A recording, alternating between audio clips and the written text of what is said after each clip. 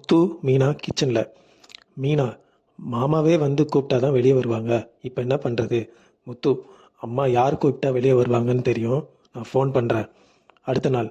மனோஜ், அம்மா இன்னும் வெளியே வரல. மனோஜ், அம்மா முத்து உன்னால தான் இப்படி இருக்காங்க. முத்து, தப்பெல்லாம் பண்ணிட்டு நீ.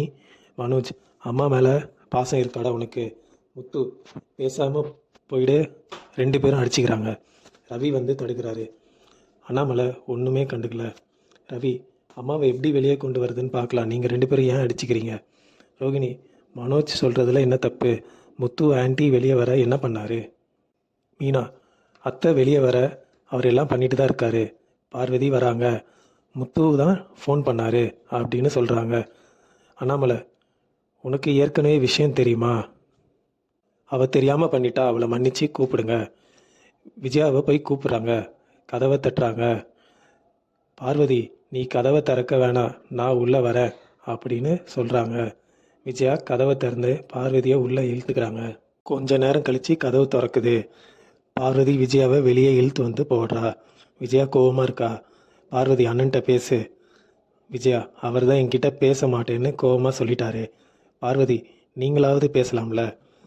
முத்து, அம்மாவும் மனோஜோட சேர்ந்து கிரிமினல் லிஸ்ட்டில் சேர்ந்துட்டாங்க. முத்து ரோகிணி கிட்ட, அன்னைக்கு உங்கள் பணத்தையா ஏமாத்தினாருன்னு கேட்ட. ரோகிணி, தெரியாமல் பண்ணிட்டாரு, மன்னிச்சிருங்க. மீனா, மறைச்சி எல்லாம் பண்ணிட்டு பழியை எங்கள் மேலே போடுறது தான் தெரியாமல் பண்ணிட்டாரா? பார்வதி விஜயா கிட்ட, அண்ணாமலை கிட்ட மன்னிப்பு கேளு. அண்ணாமலை, மன்னிப்பு கேட்கணுன்னா முதல்ல மீனா கிட்ட தான் மன்னிப்பு கேட்கணும். முத்து, அதுவும் சரிதான். மனோஜ், அம்மா எதுக்கு மன்னிப்பு கேட்கணும்? முத்து, அப்போ நீ வந்து கேளு. விஜயா, இத்தனை பேர் முன்னாடி நான் உன்கிட்ட மன்னிப்பு கேட்க மாட்டேன். என் உடம்புல உயிர் உள்ள வரைக்கும் அப்படி ஒன்றும் நடக்காது. உன் நகை எடுத்ததுக்கு தானே இப்படி பண்ணுற? பெரிய அம்மா விட்டு சிறந்த கொண்டு வந்துட்டா. வலையில கலட்டி தூக்கி வீசிடுறாங்க. இந்த விஜயா ஒரு நாளும் உன்கிட்ட இறங்கி போக மாட்டா. முத்து பார்வதி கிட்ட, அத்தை வேற யார் பண்ணாலும் நான் பொறுமையாக இருக்க மாட்டேன். விஜயா, உன் பொண்டாட்டி காலில் விழுவன் மட்டும் கனவு காணாத. இதோட எபிசோடு இங்கே முடியுதுங்க.